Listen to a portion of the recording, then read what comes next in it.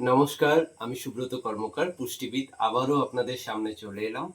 আজকে uric acid নিয়ে ২-৪ কথা হয়েই যাক।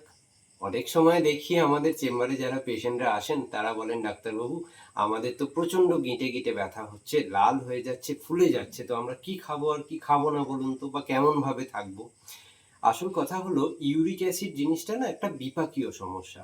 অনেক ক্ষেত্রেই আমরা লক্ষ্য করি যে যারা নিয়মিত বেসিসে বা নিয়মিতভাবে মাছ, মাংস, ডিম খেতেন বা ডাল খেতেন, তারা কোনো জায়গা থেকে শুনে বা কোনো আ আ এমন কিছু তথ্য সংগ্রহ করে তারাই মাছ, মাংস, ডিম, ডাল খাওয়াটাই বন্ধ করে দেন। মানে প্রোটিন গ্রহণের মাত্রাটাই বন্ধ করে দেন। যদিও এটা একটা পিউরিন মেটাবলিজম আ থেকেই আপনার বিপাকীয় সমস্যাটা তৈরি হয়।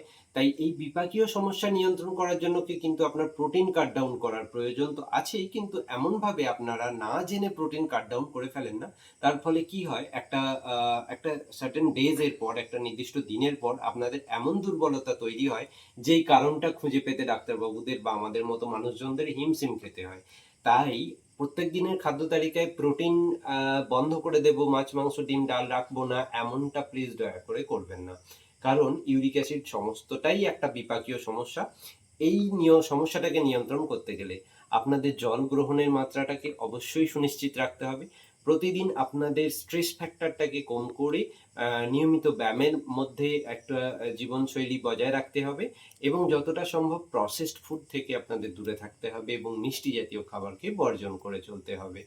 এছাড়া মাছ, মাংস, ডিম এবং ডাল, যেগুলোর মধ্যে অতিরিক্ত প্রোটিন থাকে, সেই প্রোটিন গ্রহণের মাত্রাটা কেমন হবে সেটা একজন বিশেষজ্ঞ পুষ্টিবিদের পরামর্শ মত অনুযায়ী চললেই আমার মনে হয় জিনিসটা শ্রেয় হবে। এতে আপনার প্রোটিনের ঘাটতি কখনোই আগে আসবে না, এবং আপনি দীর্ঘদিন অপুষ্টি বা আপনি দুর্বলতা বা এই সমস্ত প্রোটিনের অভাবজনিত কারণগুলো থেকে কিন্তু আপনি সুস্থ থাকতে পারবেন।